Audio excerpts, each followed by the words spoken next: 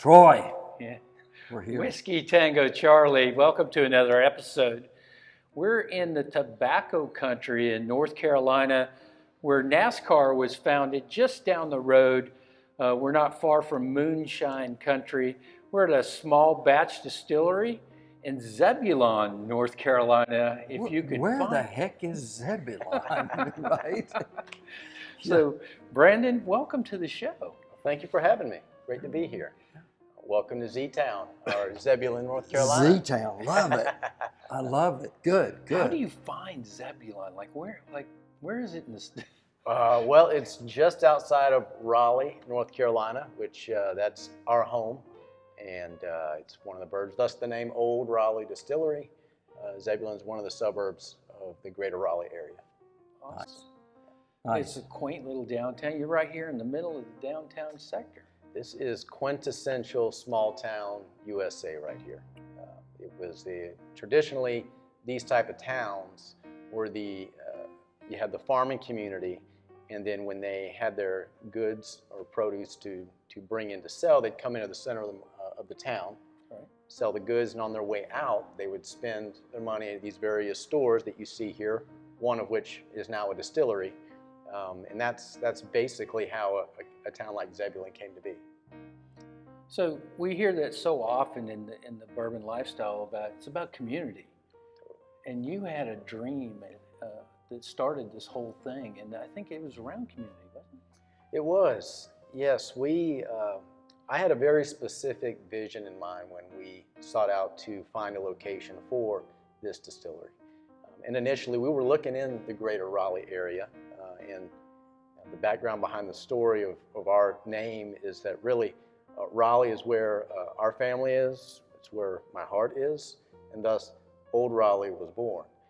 But as luck had it, it just didn't turn out that way in terms of finding the right location within the city. And we started to venture out to different areas to see what would be a good fit. And what I mean by a good fit is that I wanted to have a distillery that provided you the essence or experience that you might get at one of those awesome distilleries in Kentucky. However, the challenge with that is if you want to go there, they're oftentimes out in a very rural area.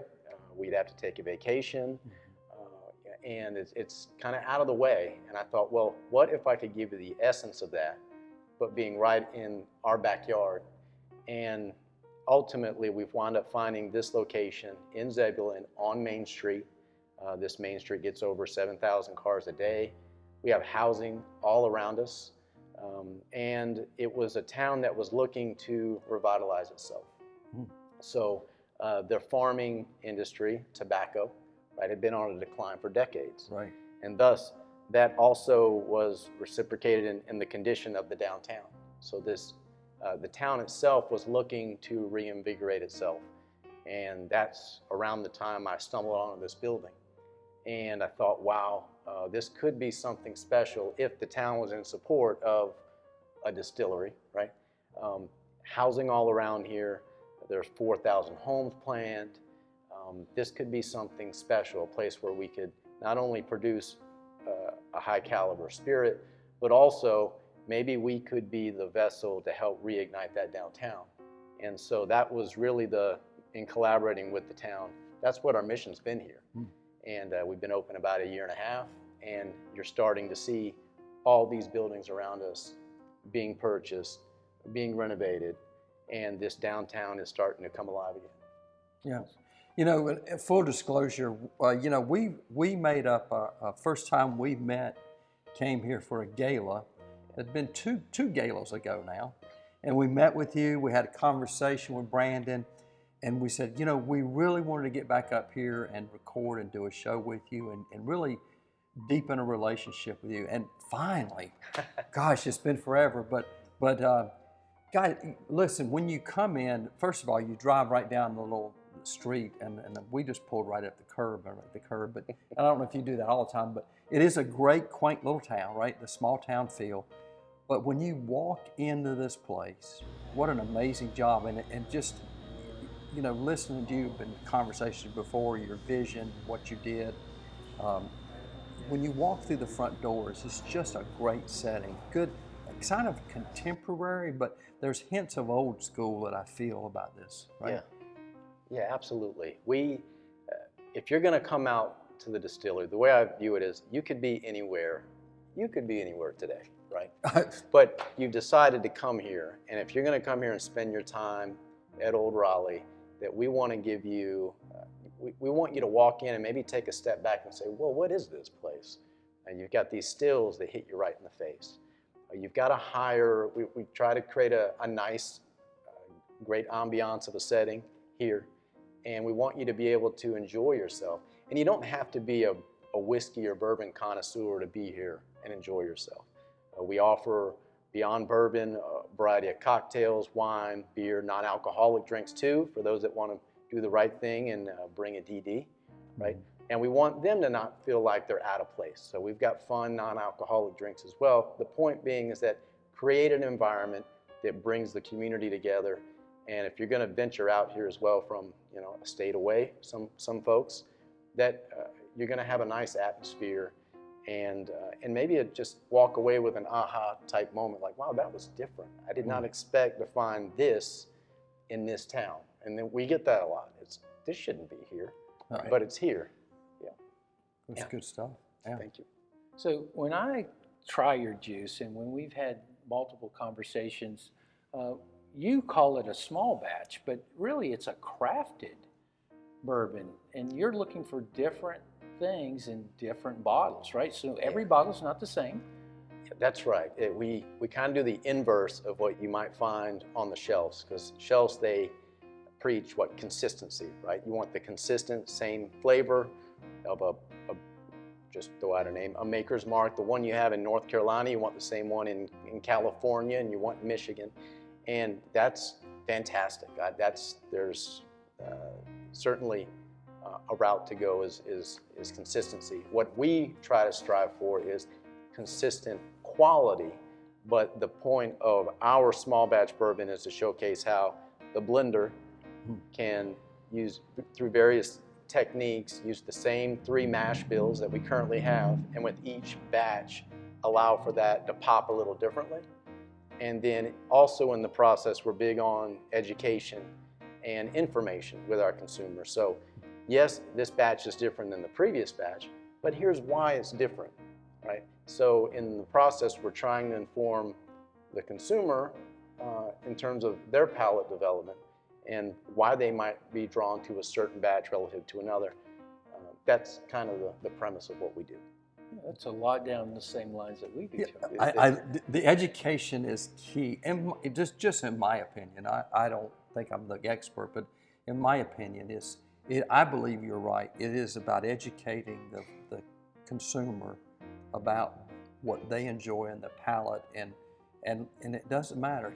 He enjoys a little bit different than mine. Our palates are different. Yours is different, and so it is. Don't preach to me about that. But I love the idea of, and you were talking about the different batches. So what batch are you on now with your releases? We're on batch 6. 6.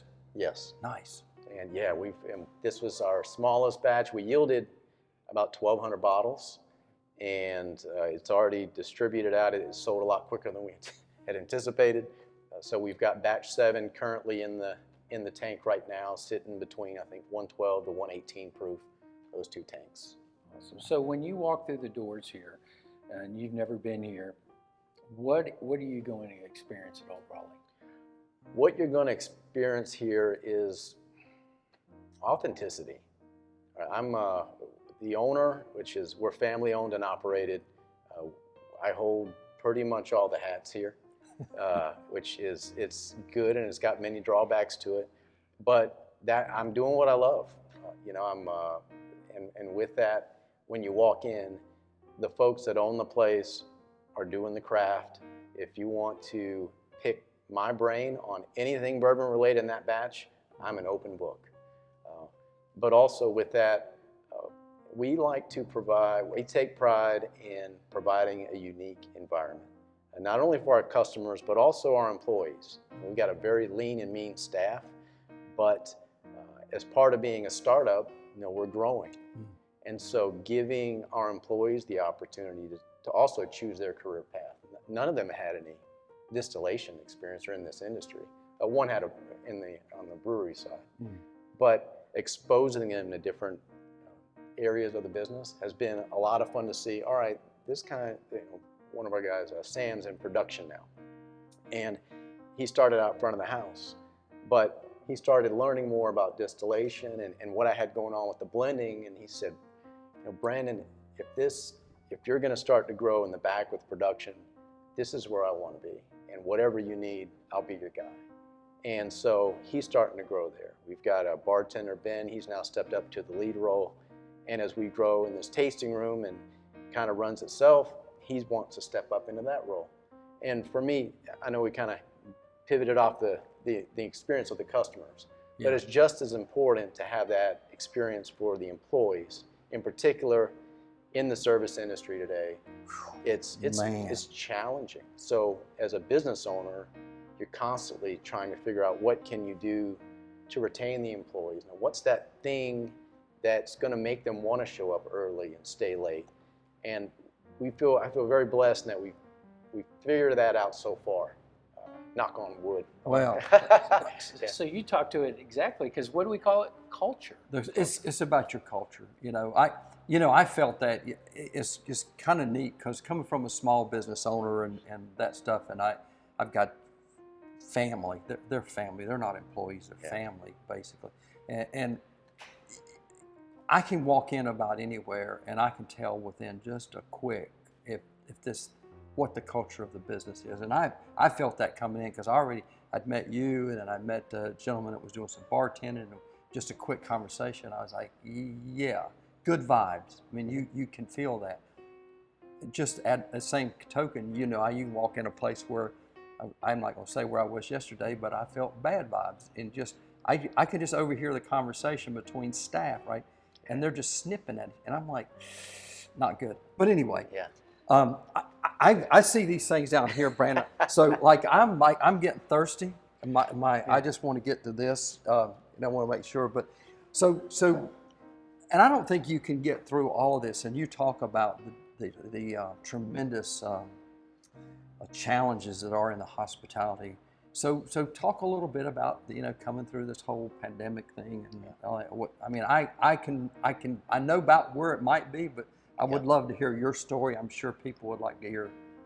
Over the last 2 years type thing? Yeah, so you opened up during the pandemic. I did. I did open up during the pandemic, and I guess we might want to backtrack a couple months before that. So at September 22nd, 2019, resigned from my corporate career.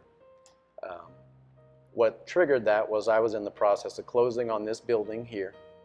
And I thought during the closing that I was going to have to continue my job probably 4 or 5 years. So for consumer, those viewers may not know this, but it's a tough go as a craft distiller. And generally, you're not going to make money probably for a few years, right? Mm-hmm. And I'm not a young 20-something buck. I've got kids, I've got family. We had a quality of life. Family had expectations. So the thought was I was going to do this part-time and scale it up. And I was okay with that. But North Carolina that summer, I think it was around July or August or something, passed a law that allowed for distilleries to have a mixed beverage, beer, wine permit. Essentially, their tasting room could become a bar. And when that happened, I just ran a pro forma and went to my wife and said, honey, this is what I want to do. I've been chasing this, and we've been saving up for, I think at the time, 17 years, whatever it was. I want to take the lead. And she didn't kick me out of the house that night, so that was good. But 2 months later, September 22nd, 2019, resigned from my corporate career. That 25th, we closed on this building, and I said, I'm all in. Let's do it. Wow. And you have a corporate space, too. Yeah, we have an event space next door. Right. Never thought we'd be in the events business, but part of in working with the town was listening to the needs of the town. And I originally wanted to be, that event space was originally going to be a classroom. So I I started out this rabbit hole where I was hosting corporate events and private tastings and things such as that. And I wanted an area where I can just educate consumers on our whiskey and maybe the in-depth stuff that you don't get to see in the big tours out there. Right. As I got into the industry, some of the things I learned, I thought, wow, that might be interesting to share these with folks and those that really have a strong appetite for whiskey and bourbon. And it was just a classroom. The town said, hey, we really only have a Rotary Club for a nice space for a venue. Do you think you can make it bigger? It's such a big building.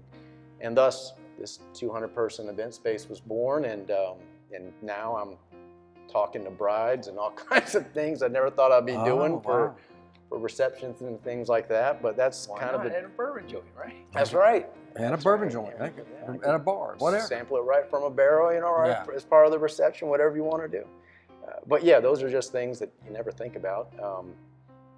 But yeah, we September 2019, we started the renovation. I was in here for 4 months by myself, just taking this department store apart and putting the place back together again over the course of 16 months. Transformed it, and again a beautiful space, the corporate space.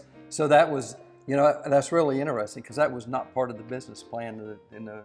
There are so many things not part of this business plan that start. But you know what? You know what I really like about this, Brandon, is the fact that it's an entrepreneur, it's a small business guy, and again, I'm 40 years in the printing industry, right? That's my background, is the printing, and I can share and you and I could have hours of conversation talking about those little detours and the things that happen, and you added that I never thought I'd be doing today, with different things that we print on. So I can relate and appreciate that. So this, I just wanted to say, I'm going to get a beautiful nose on this. And the first sip, I was looking for the shock the palate because that's the first little sip of the day. And it was not shock the palate. It wasn't for me either. So I'm really interested. Let's talk about the juice. Talk about this batch 6 a little bit. So this batch 6, what we showcase here is blending. So as the blender, I use the U.S. as our palette for selecting barrels because bourbon can be made in any state, right? Right. So I spent about 2.5 years hand selecting barrels from around the U.S., identifying those mash bills that I liked. And so what you see here are combination of 3 distinctive mash bills. 2 of those are what I call rye-based bourbon, so corn, malted barley, and rye. And then we have 1 wheated-based bourbon, so corn, malted barley, and wheat. And that was distilled and aged in the western U.S. So we take the same 3 mash bills or bourbon, and then with each small batch, blend them together. But because each of them have very distinctive flavor profiles, it enables me, the blender, to I view the back as a spice rack, right? Oh. And so I'm going out, there's my pantry, and I'll pull these barrels based off their flavor components and showcase how we can make the same 3 bourbons pop a little bit differently. And that's what we're consistently trying to bring, is a quality product with a great mouthfeel. But it does each one taste a little different. And we want our consumers to say, you know what, this does taste a little bit different than the last one. And you know what, Brandon, I like the previous one more than this one, but here's why I like it. And that moment when they say, here's why I like it, that's like the aha for us going, you know what? And that's okay. Yes. Exactly. Yeah. That's exactly what you want, right? Yeah, totally. I love it. So this one here has quite a complexity of age to it. So we've got an 18-year, a 17-year barrel, a 5-year, and I believe it's an 8-year as well. Mm. It is so soft and I'm picking it's up a velvety mouthfeel, right? Good gosh. I'm thinking it's the barleys, like some toasted barley that's making it soft, and what am I picking up here? Yeah, I'd say that yes, that's in the wheated bourbon. That's a distinctive flavor component of the wheated bourbon. And that, because it spent its life in Colorado aging, now that it's in the southeastern U.S. and we have unconditioned space back there, those barrels, some of them 4 years, some of them 9 years, every season, just talk about changing so much more. Yeah, it's as the blender and having the unfortunate job of constantly sampling the barrels, it's so amazing to see how much those barrels can transform from season to season. Now they're in this completely new climate. Yep. So I'm getting ready to hit some hot summer stuff. And yeah, and they're going deep into barrels, right? I've always said, and there's a couple out there that, in fact, we're going to do one later on, but that's a 4-grain mash bill that they run in, and I've always said, to me, the fact that you've got some wheat added in that, to me, the wheated, when you even get into the 4 grains, I've always felt like the wheat gives it just some softness, and it sort of, to me, it rounds the edges off on that rye blend, so you get typical rye. And I enjoy the 4 grains. A lot of people say, oh, well, no, I don't. I want 3. I want rye, or I'm all wheat. I don't want to mix the two. But this, very, very tasty.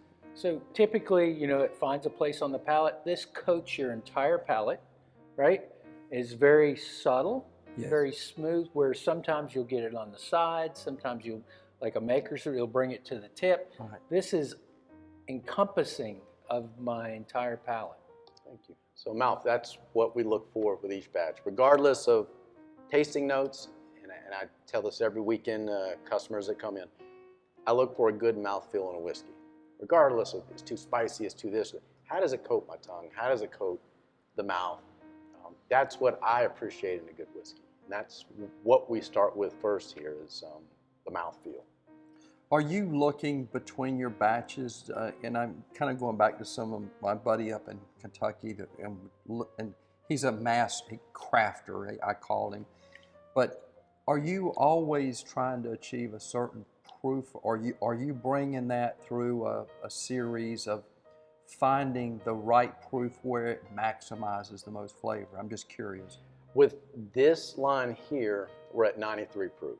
Okay. And so we keep this batch, that line at 93. Okay. It's at 93, one, because we wanted it to be approachable to a broader audience. And our limited release stuff will be above 100 proof. But I also kept it at 93 because that's the lowest proof you can do without doing that cold The filtration. The cold filtration.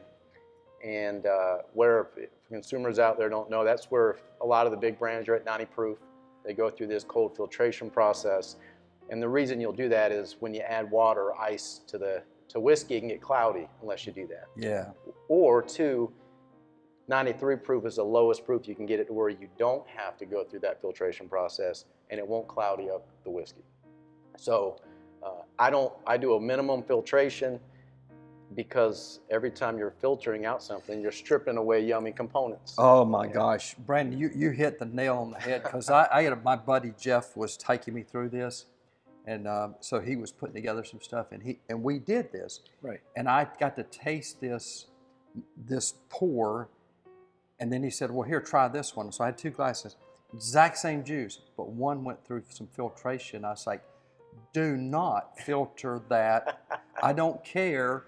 If when I pick the bottle up, there's a little char, that residue, I don't care, because I want every bit of that flavor. So I respect that. And folks, if you get it the unfiltered or the least amount of filtration, you're getting what's there, really. So if many of our followers remember the story about down in the stream, we don't have any creeks nearby, so I don't think I'm going to have to worry about pulling Charles out of a creek here in the Raleigh area. But yeah, 93 proof.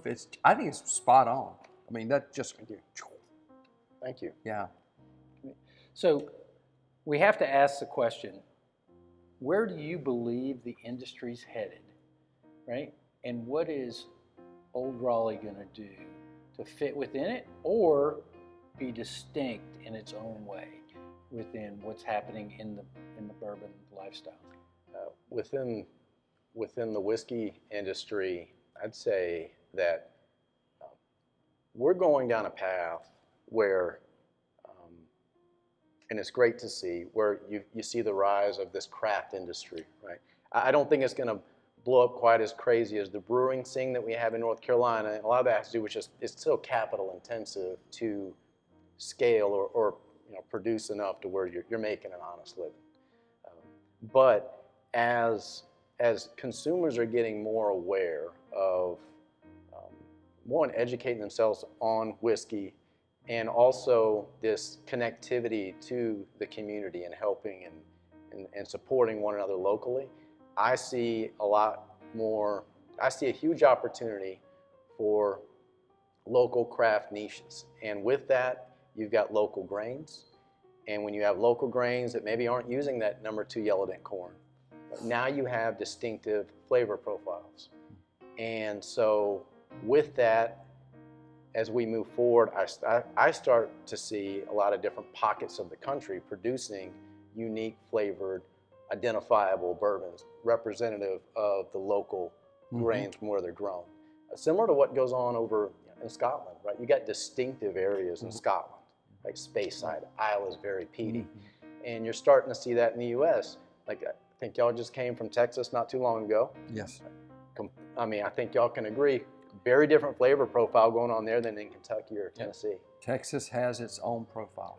Absolutely. And I love it. I'll tell you right now, the Iron Root and Balcones, Garrison Brothers, now they make some really great Rebecca stuff. Creek. Rebecca Creek. We rattle them on, but but they do have their own very distinct, and I think I'll relate it to this like this, Brandon.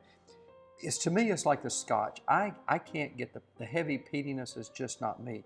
However, I will go to the Texas bourbons that can hit my palate just in the right way, and it's okay that it's different from what I can call traditional Kentucky bourbon or even Olde Raleigh. That it's not like a heavy peat to me. So yeah, I love it. Good stuff there in Texas, but. Go ahead. I'm sorry. I get off. No. I think that's what Texas I think has going forward is that geographic separation from Kentucky, right? In that, folks, once you get east of the Mississippi, I think the world doesn't center around Kentucky bourbon. Whereas in North Carolina right now, we're essentially in Kentucky's backyard, right? Yeah. So the thought of whiskey is synonymous with bourbon, which, all right, it needs to hit this flavor profile. Well, if we're going to be true to talking about growing local grains, rye is not native to North Carolina, right? I'd say 90+% of the bourbons out there use rye in their grain and their mash bill. Right. Rye is not even native to Kentucky. Right. Typically, rye historically has been in a bourbon mash because rye was the dominant whiskey back before the Whiskey Rebellion, right? And then they migrated down south. Corn was the prominent grain, but rye was still historically, I think, part of the the mix. Well, here in North Carolina, if we're going to talk about local grains, we're corn, sure, malted barley, or barley, you can get that here. Wheat, right? And so if we're going to start making quality products, which there are distilleries in North Carolina making a great bourbon, and they're starting to get up there in age, right? Creep their way up. It's part of that is the consumers also learning that there are distinctively different flavor profiles, maybe to this area. It's different, but different, maybe that's good. Why does North Carolina, that Kentucky bourbon trail's already been blazed, right? No pun intended. Yeah. Well, why do we want to do that? Let's do our own thing. Fair enough. That's where I see the growth of craft going. I've seen it when I network with colleagues, and I see that the consumer also starting to pick up on the appreciation for the differentiation and the flavor profile changes. Awesome.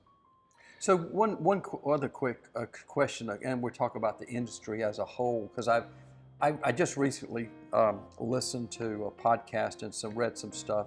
So as they keep ramping up production across the country, not just Kentucky, but across the country, I guess some of the concern is at some point there hits that tipping point that the supply just really.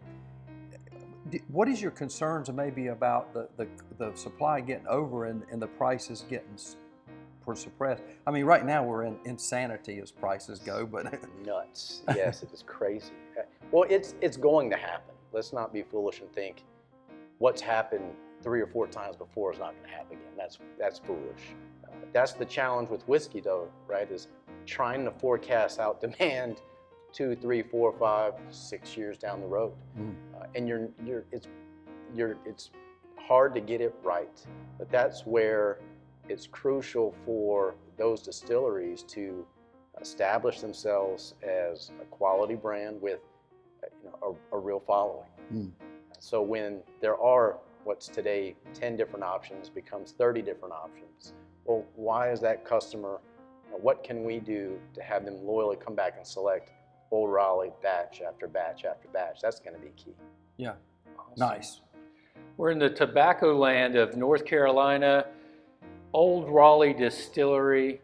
If you ever get a chance to find Zebulon, you need to make a truck over here, just not far from the Triad. A lot going on here in this small little town. Brandon, thank you so much for having us. Thank you for making the way over to Zebulon. I appreciate it. Cheers. Yes. And what is the best bourbon there is? Huh? The one that's in your glass. Sharing with friends now, folks. Cheers. Cheers.